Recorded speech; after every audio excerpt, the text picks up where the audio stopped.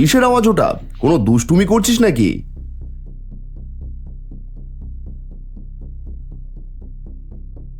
এই বাবাই, কি হয়েছে তোদের? বিনু কাঁদছে কেন? কিছু হয়েছে নাকি? কে কি করলো?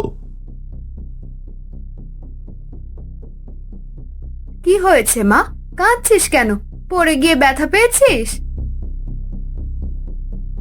মা, মা, ওই ওইখানে একটা দিদি সাদা শাড়ি পরা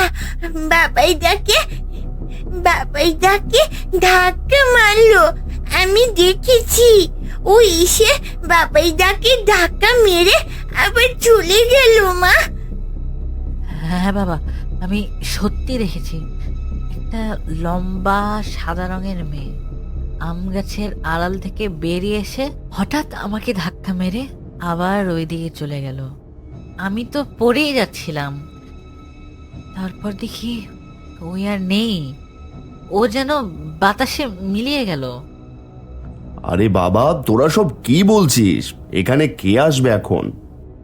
বাবা ঠিকই বলছে, তোমাদের হয়তো ভুল হয়েছে। ভয় পাস না, এখানে কেউ নেই।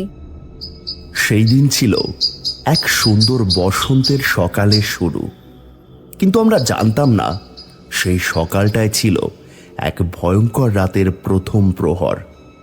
আমাদের সুখের সংসারে এক অশরীরী ছায়া পড়তে শুরু করেছিল, যা ধীরে ধীরে আমাদের জীবনকে নরকের সমান করে তোলে।